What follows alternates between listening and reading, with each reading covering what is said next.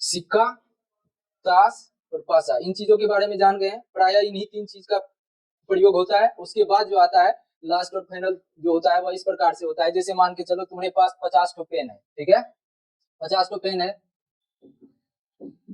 Pen की संख्या मान के चलो तुम्हारे पास कितना है, 50, ठीक है। अब इसमें तुमको कहेगा कि 10 पेन खराब है तुम्हारा, खराब पेन कितना है, खराब पेन हो गया मान के चलो 10, ठीक है। तो अब कहेगा कि सही पेन की प्रायिकता क्या होगी। तो यहाँ पर सबसे पहले अगर यदि हमको पूछेगा कि सही पेन की प्रायिकता बराबर, सही पेन की प्रायिकता बराबर, तो यहाँ पर सही पेन की संख्या, सही पेन की संख्या बटे बटे कुल पेन की संख्या, न रे, कुल पेन की संख्या। अब यहाँ से देखो खराब पेन 10 है तो सही पेन कितना हो गया, कुल पेन तुम्हारे पास 50 है, जिसमें से 10 तो खराब है, तो सही पेन कितना है तुमको 40 है। तो यहाँ पर सही पेन की संख्या हो जाएगा 40 बटे में 50 बराबर 4/5, ठीक है। अब तुमको पूछेगा कि सही पेन की प्रायिकता जब इतना है तो खराब पेन, अब खराब पेन की प्रायिकता जब पूछेगा तब क्या होगा, तो खराब पेन की प्रायिकता बराबर क्या हो जाएगा, खराब पेन की संख्या, खराब पेन की संख्या बटे कुल पेन की संख्या। अब एक चीज तुम लोग देख सकता है, खराब पेन कितना होता है, खराब पेन कितना है 10 और कुल पेन कितना है 50, तो ये हो जाएगा तुमको 1/5। अब यहाँ पर एक चीज, जो चीज हम बताना चाहते हैं वो यह है कि कहेगा तुमको खराब पेन की प्रायिकता और सही पेन की प्रायिकता का योग क्या होगा, तो क्या होगा योग, 1 होगा। क्यों, ऐसे देखो, कहेगा खराब पेन की प्रायिकता जो मतलब खराब पेन की प्रायिकता और सही पेन की प्रायिकता का योगफल कितना होगा, 1 होगा।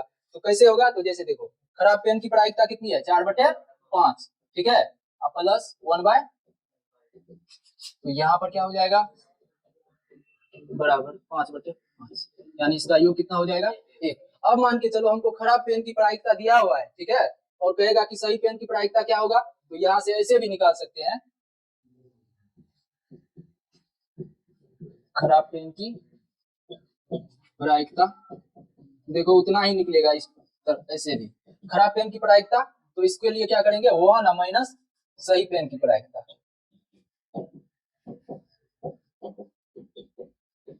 ठीक है जी, सही पेन की प्रायिकता। अब यहाँ से देखो 1 माइनस सही पेन क्या है, सही पेन की प्रायिकता कितनी है 4/5, तो यहाँ से 1 माइनस 4/5,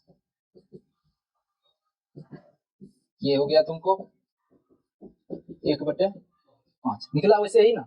उसी प्रकार से अगर यदि सही पेन की प्रायिकता होगा निकालना होगा तो क्या करोगे 1 माइनस खराब पेन की प्रायिकता, ठीक है ना, समझ रहे हो बात को, इस टाइप का सवाल है।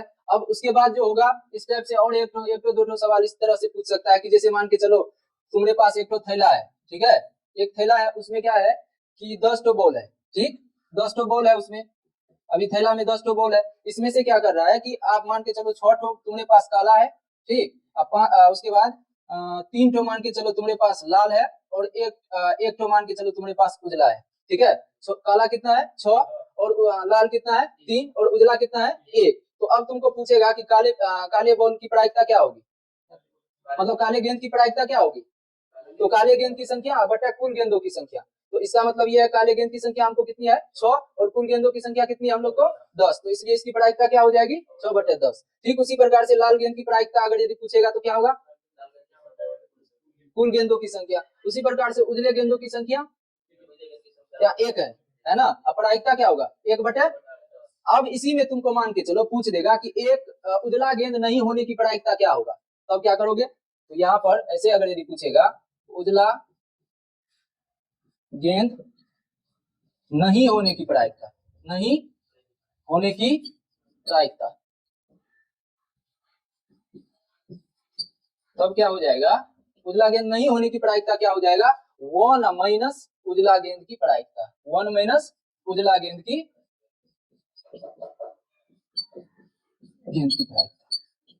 अब मान के चलो उजला गेंद की प्रायिकता हमको कितना निकल रहा है 1/10, तो उजला गेंद नहीं होने की प्रायिकता क्या हो जाएगा 1 माइनस 1/10, ठीक है। इसका मतलब ये हुआ कि अगर यदि उजला नहीं होगा तो क्या होगा लाल और काला होगा ना जी।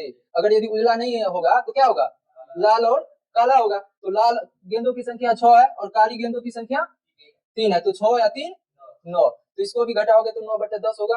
तो इसका मतलब ये हुआ कि इसका प्रायिकता क्या हो जाएगा, यानी उजला नहीं होने की प्रायिकता क्या हो जाएगा, लाल गेंदों की प्रायिकता जोड़ काले गेंदों की प्रायिकता, दोनों का योगफल क्या हो जाएगा तुमको, यानी उजला गेंद नहीं होने की प्रायिकता निकल जाएगा। समझ रहे बात को।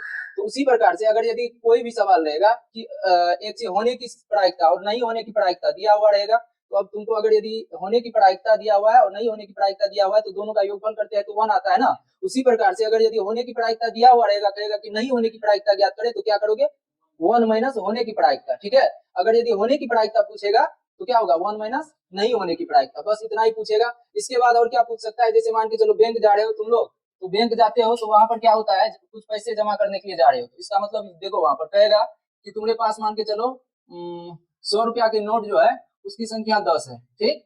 उसके बाद 50 रुपया का नोट जो है उसकी संख्या मान के चलो तुम्हारे पास 15 है, ठीक। उसी प्रकार से 10 रुपया के नोट जो है उसकी संख्या मान के चलो तुम्हारे पास कितना है, 25 है। तो अब ये सब इतना जब है तो कहेगा कि 100 रुपया वाले नोट की प्रायिकता क्या हो जाएगी, तो क्या होगा, 100 रुपया वाले नोट की संख्या बटा कुल नोट की संख्या। तो 100 रुपया वाला नोट कितना है, 10, और कुल नोट की संख्या कितनी है, 10 15 कितना, 25, और 25 25 50, यानी 100 रुपया वाले नोट की प्रायिकता क्या हो जाएगा, 10/50, क्या होगा, 10/50। ठीक उसी प्रकार से 50 रुपया वाला का पूछेगा तो उसी प्रकार से 15/50।